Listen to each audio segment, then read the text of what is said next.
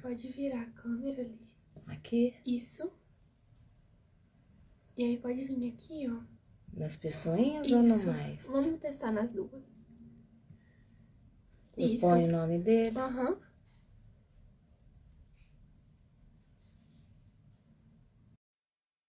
Aí ele entrou. Aí eu acendo. Foi. Olá, boa noite, Felipe. Boa noite, tudo bom? Tudo jóia? Tudo Prazer jóia. em ter você aqui, agradecer aí a sua disponibilidade, né? Apresentar você aí para audiência, você que é advogado aqui em Juiz de Fora, né? Isso. Tem a especialização aí na área urbanística, né? Direito notarial e registral, parece que pela Universidade de Santa Catarina. Isso. Ambiental pela Universidade Federal do Paraná e notarial registral e urbanístico pela Unisc. Ótimo. E aí, Felipe, eu vou começar te perguntando um pouco dessa sua área aí, como é que você começou na área notarial registral? Se já tem muito tempo que você atua, o que você costuma fazer mais? Então, eu sou advogado há cerca de 13 anos. Quando eu comecei como generalista, né? Assim como todo mundo começa. Com o tempo, a gente começou a ter mais demandas nessa parte ambiental e nessa parte de registro de imóveis. Cheguei, inclusive, a estudar um certo tempo para cartório. Acabou que eu fui para a advocacia mesmo. Atualmente eu sou especialista em ambiental, notarial e registral. Só que eu faço muito a parte do notarial e registral imobiliário. É o que eu mais faço hoje, é exclusivo. Entendi. E aí, um dos grandes motivos, né, que eu te convidei é porque você está na pré-venda do seu livro sobre extremação de imóveis, que é um tema bem específico, um tema que vem ganhando, assim, destaque, né, na área prática. Então, eu queria que você contasse um pouquinho como é que surgiu essa ideia, como é que está, a estrutura do livro, né?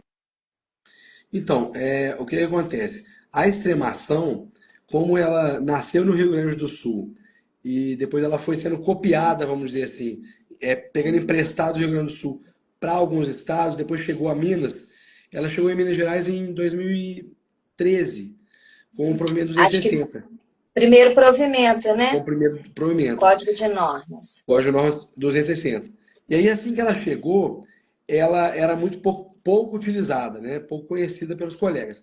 O interior de Minas até que pratica bastante, tem praticado bastante.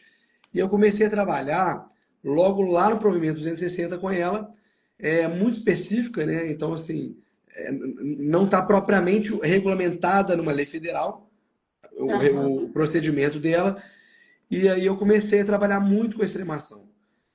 Inclusive, era uma demanda na época, inclusive até para você evitar o georreferenciamento. Que quando você extrema, agora já vai acabar isso, né? Porque agora, em novembro, vai vir o prazo do GEL para imóveis menores que 25 hectares. Mas a Aham. extremação, na minha vida, começou assim, com o provimento 260, e com o tempo, eu fui enfrentando várias exigências junto aos cartórios, tanto dificuldades junto aos cartórios de notas de interpretação, quanto exigências dos registradores também com relação a algumas questões. E aí eu percebi, na hora de enfrentar essas questões, a gente não tinha doutrina, né? O que a gente tinha eram alguns artigos esparsos, muito simples. Não tinha onde pesquisar, pegar ideia para Não. resolver as E, coisas, né? e se você for no Tribunal de Justiça de Minas, você vai perceber que as decisões sobre extremação elas começam de 2020 para cá. Antes Muito de 2020, você recentes. não tinha decisão. E, salvo engano, no provimento 260 tinha uma exigência diferente de anos, né? Que hoje a posse é exigida de 5 anos pelo provimento 93 e parece que no provimento 260, para algumas situações, eram 5 e outras 10, né? Para algumas 5 e outras 10. E outra coisa que mudou nesse provimento novo, e isso foi muito bom, antes para você fazer extremação no 260, e salvo engano, alguns provimentos ainda estão assim. Mas vai acabar encerrando. É que se você confrontasse com o bem público, como a rua, praça, você Uhum. precisaria da anuência prévia Da do anuência município. do órgão público, né? Isso. Hoje, hoje isso acabou. Hoje, com o provimento 93, isso acabou. Tem até um Veio artigo facilitando. específico, né, que fala que nesse caso o ente público ele não precisa anuir, né? Isso. Basta que o requerente ele declare que ele observou os limites ali, seja com a É, praça, com a rua, né? quem vai declarar vai ser o técnico. Ele assume Tá, responsabilidade. Faz uma ok. declaração do técnico, reconhece a firma e apresenta junto com a documentação. Ô Felipe, a gente podia só dar uma clareada, como que você conceitua a extremação? Olha, a extremação, se você for verificar lá no provimento de Minas, e tanto no nascimento dela lá no Rio Grande do Sul, quanto no provimento de Minas, e em outros provimentos também, ela tá dentro do capítulo de regularização fundiária. Então, a Tá, extremação ela é uma espécie de regularização fundiária em que aquela pessoa que pretende extremar o seu imóvel já está numa situação consolidada há um certo tempo, no caso 5 anos, e ela vai fazer uma escritura pública declaratória, com assinaturas dos confrontantes. ou E aí ela seja, vai, vai precisar do cartório de notas e vai, depois do cartório de registro de imóveis. vai precisar de ambos os cartórios. É Tá. através da escritura pública. Se a gente pudesse assim dar um exemplo prático da extremação, o que que você poderia trazer para gente? Eu acho que o exemplo mais clássico é quando uma pessoa falece. Então você pensa numa pessoa aí, um senhor que tem uma propriedade rural. Eu gosto muito do rural para dar exemplo. E ele Tá. tem 5 filhos. Então esquece que ele tinha esposa. Ele falece. No momento que ele falece, essa propriedade ela vai ser transmitida aos 5 filhos. Então a gente vai ter um condomínio em que cada um vai ser titular de um quinto dessa gleba rural. Tá. E o que acontece? A gente tem muito problema prático no dia a dia do condomínio. Por exemplo, para você fazer qualquer coisa naquele imóvel, você precisa da assinatura de todos eles. E aí Para você começam as extinguir, né? brigas. Fazer uma ação de divisão, né? Por Não, exemplo, não, eu estou dizendo, por exemplo, eu tive um cliente uma vez que ele precisava cortar eucalipto na propriedade dele. Só que Ah, estava em condomínio com muitas pessoas. tá. Uns eram família, outros não. E aí o órgão ambiental exigiu a assinatura de todos eles. De Falei, todos os como? condôminos. De todos os condôminos. Nossa. Então, a extremação basicamente é uma forma de você fazer essa extinção parcial do Do condomínio condomínio. sem depender de todos os condôminos. Você vai depender só daqueles confrontantes diretos. Então tá, então a gente poderia conceituar assim, a extremação é uma forma de extinção parcial do condomínio, em que você não precisa da anuência da totalidade dos condôminos, mas sim dos confrontantes. O que Sim, vai diferenciar aí de uma ação de divisão, que seria você fazer a extinção, né, de todo o condomínio, mas que você precisaria da anuência de todos os condôminos. Então a gente pode dizer que a extremação tem essa vantagem, né? Por tem exemplo. essa vantagem. E o procedimento, assim, o rito, quais são, né, os requisitos que, no caso, por exemplo, o provimento de Minas exige? Então, a gente precisa de posse geolocalizada de pelo menos 5 anos, por isso que Uhum, há quem diga que o Instituto tem uma semelhança com a uso capião, porque tem uma necessidade de provar a posse de pelo menos 5 anos. A gente tem que ter geolocalização, porque quando você fala é, em copropriedade, se eu tenho um quinto, eu tenho um quinto do todo, tanto num canto quanto no outro. Então, se eu tá. já estou geolocalizado naquela área, eu consigo extremar. Então tem que ter geolocalização. Essa situação já tem que estar consolidada há pelo menos 5 anos. E tanto a área a ser extremada quanto a área remanescente, ela tem que ter, pelo menos, observar a fração mínima de parcelamento do imóvel rural ou urbano, no caso. Tem que observar esse mínimo, né? Tem que A observar. Flávia, que está acompanhando a gente, está trazendo questionamento aí de que quem são os confrontantes nesse caso? Não necessariamente os condôminos. Podem ser um ou todos os condôminos, ou podem ser confrontantes fora do condomínio, não é isso? Podem ser fora do condomínio. Você pode ter uma gleba em que você está no canto da gleba, e Uhum, aí tem um confrontante do outro lado que tem uma matrícula própria dele. Pode ser ele tá. também. Não necessariamente os condôminos. E também não precisa de todos os condôminos, ao contrário da divisão amigável, em que todos eles teriam que assinar. A extremação E, não. e aí, esses confrontantes têm que anuir, eles vão anuir via escritura pública, ou na planta, ou no memorial, como que Minas tem regulamentado? Então, lá no Código de Normas, a gente tem um dispositivo que fala que a anuência é obrigatória na escritura pública, na Tá. instrumentalização do ato, é assim que o artigo fala. Só Uhum, que eu particularmente entendo que essa anuência poderia ser de outras formas. Por quê?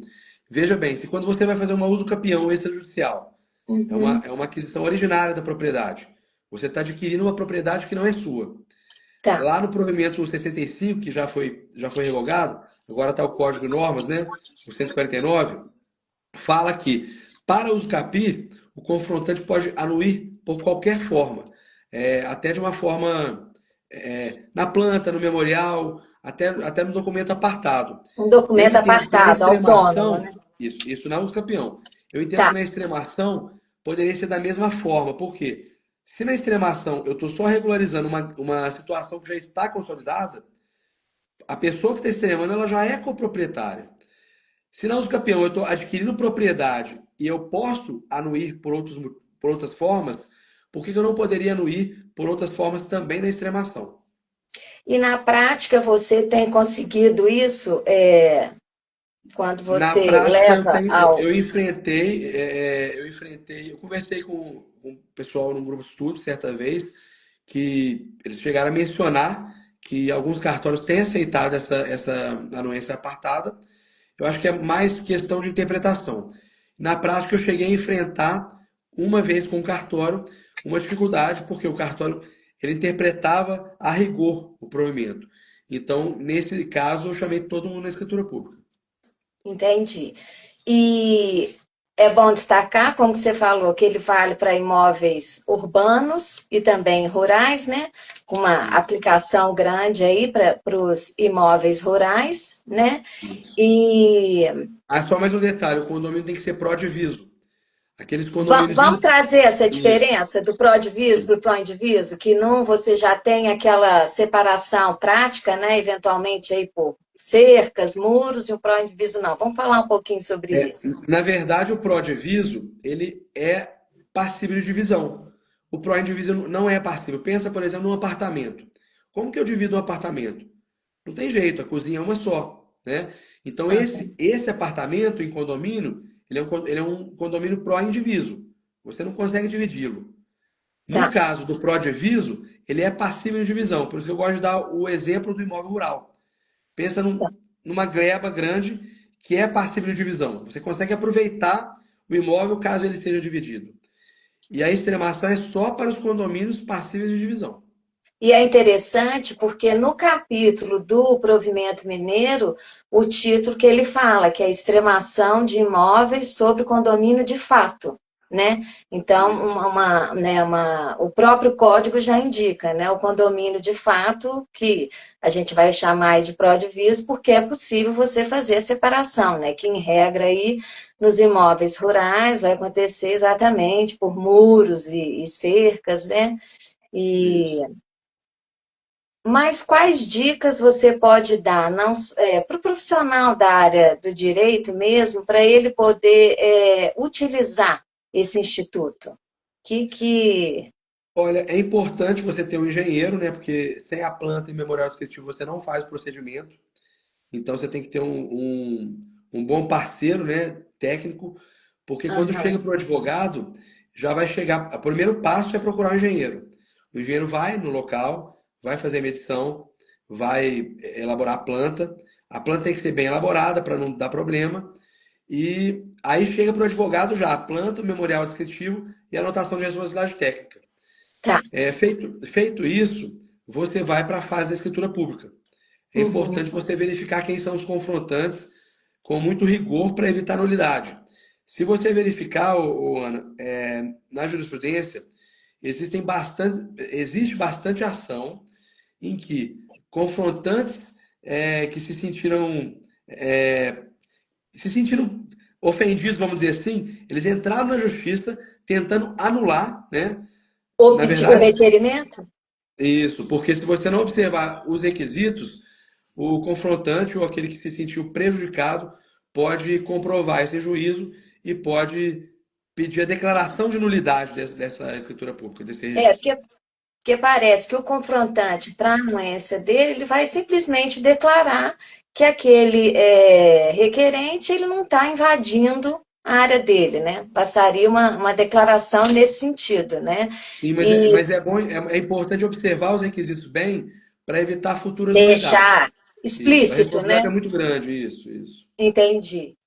Agora tem também aquela questão se porventura você não consegue localizar o confrontante, né? Vamos supor que a pessoa não está lá na área rural, é seu vizinho, mas ele mora lá em São Paulo e aquilo ali é uma área da fazenda que ele herdou e tudo. E aí você poderia, né? Parece que o próprio cartório de registro de imóveis vai poder fazer uma notificação, né? Via Isso. RTB, ou via R, ou até mesmo por um funcionário do próprio cartório, e se Isso. porventura não for localizada, aquele silêncio vai valer como anuência. Seria isso mesmo? Isso. Tem que ser localizado. O que acontece? Se você não conseguir os confrontantes, a anuência dos confrontantes na instrumentalização do ato, você tem que certificar isso na escritura. Certificou isso na Uhum. escritura, dá entrada no cartório de registro de imóveis e pede para que o oficial de registro notifique. Aí essa notificação, ela é semelhante à notificação da retificação diária. Porque quando você faz uma retificação diária, a gente está observando aí o 213 da Lei de Registros Da Lei Públicos, né? 6.015, né? Isso está muito em alta hoje, porque hoje a gente está com o prazo do GEL, né? E o GEL Uhum. necessariamente implica em retificação diária. Então, o cartório vai notificar o vizinho. O vizinho, ele tem 15 dias para poder apresentar impugnação. Ele pode apresentar uma impugnação. Apresentando uma impugnação, o extremante, o interessado, vai tentar fazer um acordo com ele. Se Tá. fizer um acordo, o procedimento passa. Caso não seja feito o acordo, isso vai ser remetido para o juiz. Não é processo judicial, né? É processo administrativo. É como se fosse um procedimento de dúvida, da Tá. mesma forma que é feito lá na retificação diária. O juiz vai Uhum. avaliar, muitas vezes, se a impugnação é infundada e tudo mais, pode ser que o juiz mande registrar. Mas Tá. quando a impugnação diz respeito a alguma invasão de área ou algum prejuízo material para o vizinho, aí normalmente o juiz faz o que a gente chama de remessa às vias ordinárias. Ele pega esse processo, dá uma sentença e falou assim, ó, essa parte aqui, como eu estou no administrativo, eu não posso decidir. Vocês procurem o judiciário para discutir essas questões. Então, Tá. assim, nem sempre você vai resolver a questão de extremação. Você resolve se não tiver briga. Se tiver briga entre os vizinhos, a extremação não vai ser o caminho viável. Como tudo no Entendi. cartório, né? Entendi. Mas assim, não havendo essa impugnação, em torno de quanto tempo é, É você difícil. costuma ver? Ou isso varia muito? São meses, não chega a anos, não. São meses. Aham. Ou Mas seja, muitas vezes, quando você consegue a assinatura dos vizinhos antes, é mais rápido. Normalmente vem entendi. exigência. Normalmente vem exigência. Aham, Mas se estiver bem redondo, não são exigências assim difíceis de cumprir, vamos dizer assim. aham. São mais Mas de uma rápidas. certa forma é um instituto efetivo, né? Você pode dizer que ele Muito. Muito bem, efetivo, bem. porque antes da extremação, o que que você fazia? Ou você chamava todo mundo para fazer a divisão amigável, ou você, não sei, entrava na justiça, né? É. Eu já vi processo de cliente que chegou para mim, estava com o advogado lá 4, 5, 6 anos, tentando fazer uma divisão parcial, e aí eu trouxe a cliente, olha, pede a suspensão do processo, vamos fazer uma extremação. Aham. Então, é uma solução célere.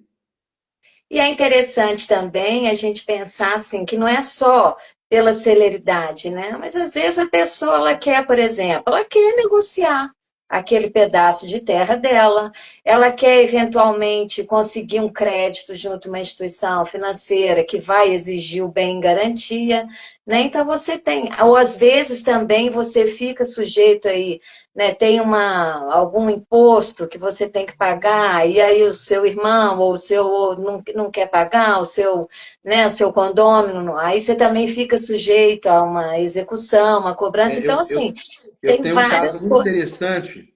muito interessante, prático, que reflete bem a importância do Instituto. Aham. Não é no estado de Minas, é no estado do Rio de Janeiro, e o estado do Rio de Janeiro passou a permitir a extremação há pouco tempo. E quando eu peguei esse caso, não tinha extremação no Rio. Então era Uhum. difícil de resolver. Em que todos são irmãos, só que um condômino quer ficar com a área dele quietinho. É no centro da cidade, só que é área rural ainda. Tá, Porque para o registrador, enquanto tem inscrição no INCRA, ela é rural, né? Ainda tá. que seja no centro. Essa é a interpretação. E aí o que eles Sim. precisam fazer? Eles precisam fazer essa divisão entre eles.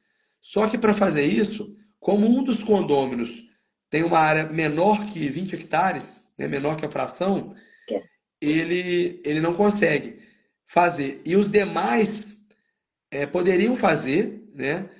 Mas o que que acontece? Aí veio a extremação.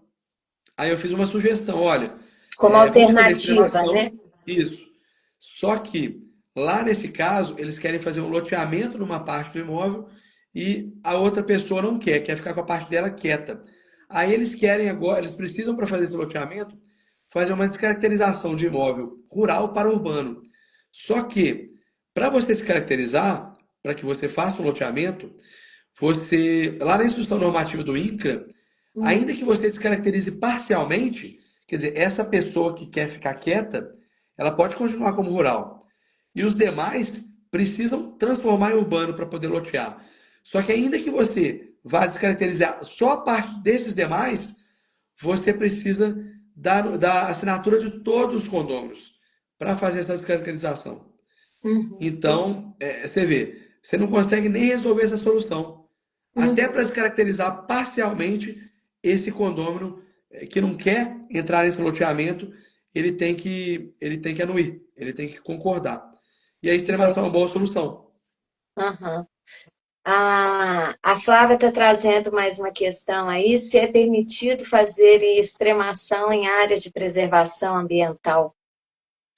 Não tem nenhum óbice, não. A legislação não traz nenhum óbice. Interessante, né? Porque isso traz um recurso, né? Sim, sim, com certeza.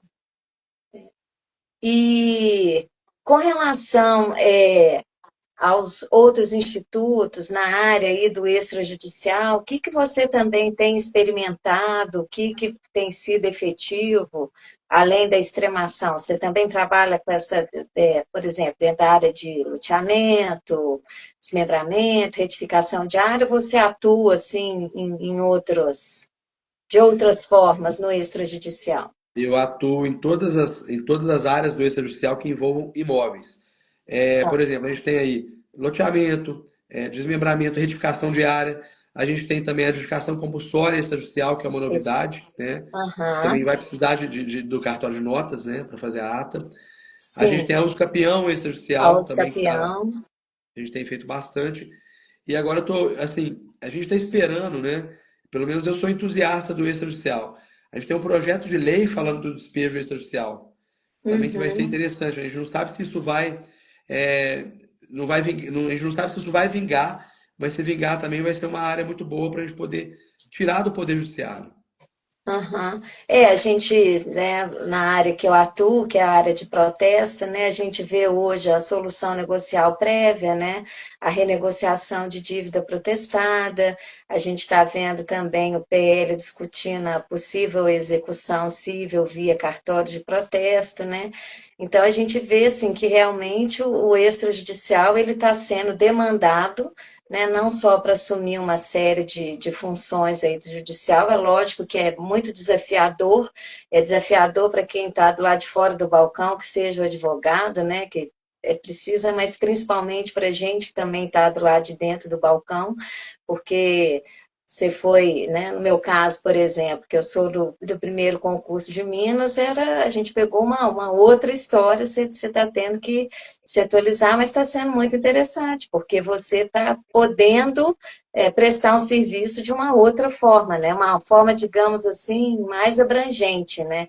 E a gente tem visto, por exemplo, no caso dos advogados, aqui em Minas, Minas foi precursor, o Tribunal de Justiça de Minas foi precursor para criar uma forma específica de protesto via formulário eletrônico, né? Então, hoje os advogados podem pleitear os créditos dos seus clientes via protesto ajude, inclusive incluindo os seus honorários advocatícios. E isso é uma coisa bastante avançada, né?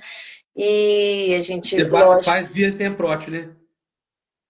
não, na verdade, a gente recebe da própria Secretaria do Juízo. Então, vamos supor que Ah, sim. você venceu lá uma ação de indenização para o seu cliente, você vai entrar lá no site do próprio tribunal, tem um formulário que você vai preencher, você encaminha isso para a Secretaria da Vara, onde correu o processo, e a Secretaria notifica o cartório de protesto. Então, como a gente entra diariamente no PJE, daqui a pouco vai virar o EPROC, né? A gente acessa aquele formulário, a gente confere as informações, aí a gente dá entrada no título, ele ganha um apontamento, a gente notifica o devedor, hoje em dia, grande parte de forma eletrônica, passado 3 dias úteis. Se o devedor paga, a gente credita na conta que foi indicada no formulário no dia útil seguinte, e se o devedor não paga, aí a gente lava o protesto. E aí fica no banco de dados, né, do cartório da Semprot Nacional e para as entidades de crédito às quais o cartório é filiado. Então, realmente, assim, foi um avanço muito grande, uma celeridade, mas que a gente verifica que na prática, como é uma mudança de cultura, isso demanda um tempo, né? Então, eu, por exemplo, lá no balcão, auxilio muito o advogado, porque nem todos têm esse conhecimento que podem fazer isso. Inclusive, que ele pode incluir no formulário os próprios honorários dele, porque tem um campo específico no final do formulário. Deseja incluir os honorários, sim ou não, qual o valor, né? Luana, Então, você está então falando de protesto aí. hum, Protesto é tão interessante que, mudando um pouco de assunto, né? Mas falando de protesto, a gente pode protestar até contra a locação, né? sim, Eu tive uma situação uma vez que foi definida uma multa bem alta e a gente conseguiu fazer com que o cliente saísse do imóvel, né? Fizeram um acordo, só que ficou pendente a questão da multa. E aí o recebimento da multa foi através do cartão de protesto. via Muito cartório de... efetivo. E hoje E honorários também postergados, né? Emolumentos postergados, né? emolumentos Isso não é gratuito. postergados. O que significa isso? O credor, ele simplesmente leva o título ao cartório, hoje 90% via central eletrônica, né? A gente analisa, o credor não paga nada, a gente analisa, qualifica, dá entrada, aponta, intima, e aí, se porventura o devedor pagar, a gente transfere o valor para o credor, e se porventura o devedor não paga, o protesto é lavrado. Aí, somente quando o devedor for cancelar aquele protesto, é que ele vai quitar o valor daquele cancelamento e do protesto, né? Então, realmente, assim, e hoje o que a gente também verifica na prática que os órgãos públicos todos também têm se utilizado do protesto, né? A gente vê os órgãos municipais, estaduais e federais, né? Para fazer essa cobrança extrajudicial. E a gente vê um êxito aí bastante significativo, né? Ô Felipe, a gente combinou de falar aí mais ou menos meia hora, eu acho que foi muito bom, você trouxe aí uma série de questões práticas, né, para a gente poder analisar, estudar aqui. Eu agradeço a sua disponibilidade e queria que você agora falasse do livro, onde que as pessoas encontram o livro, né, da editora Juspodium, como é que está o processo de pré-venda. Então, a gente está em fase de pré-venda. A venda. O site da editora, da editora Juspodium, quem quiser está no link da minha bio. Tá. Mas qualquer coisa também, se digitar no Google Extremação, Juspodium, Felipe Duarte, vai encontrar. Uhum. A venda, se eu não me engano, está para o dia 14. Atrasou um pouco, mas aí dia 14 já vai começar a liberar o pessoal. Tá com um desconto de R$ 10 sobre o livro. Uhum. E E agradecer a todo mundo também que participou, né, que esteve aqui. O É, livro e é hoje, praticamente um guia, né? É e que não praticamente um existe no guia. Brasil, né? Você vê que a gente não vê uma Não, doutrina não. especializada até então, né? Foi até um pouco complicado, porque na hora de você fazer a pesquisa, você não encontra muito. Se a gente tiver aí uns 3 ou 4 artigos, é muita coisa, né? Uns artigos menores falando. Então tem muitas questões aí que são difíceis até para os juízes decidirem sobre a Uhum, extremação por ausência de doutrina, uhum. jurisprudência também é muito começando, né? Então, assim, pouca discussão. Então, a ideia do livro foi mais dar trazer uma doutrina, mas trazer do ponto de vista prático também, para facilitar o profissional. Faz toda a diferença, né?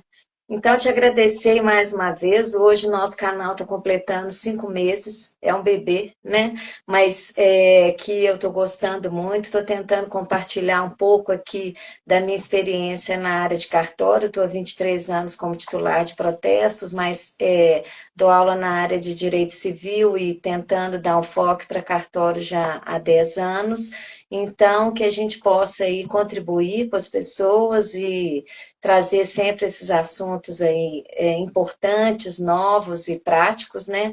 Então, que a gente tenha a oportunidade de fazer outras lives e conversar um pouco mais, agradecer aí quem esteve presente, né? Então, até uma próxima. Muito obrigado. Até a Tá, próxima. joia? Tchau, tchau. Aqui, né?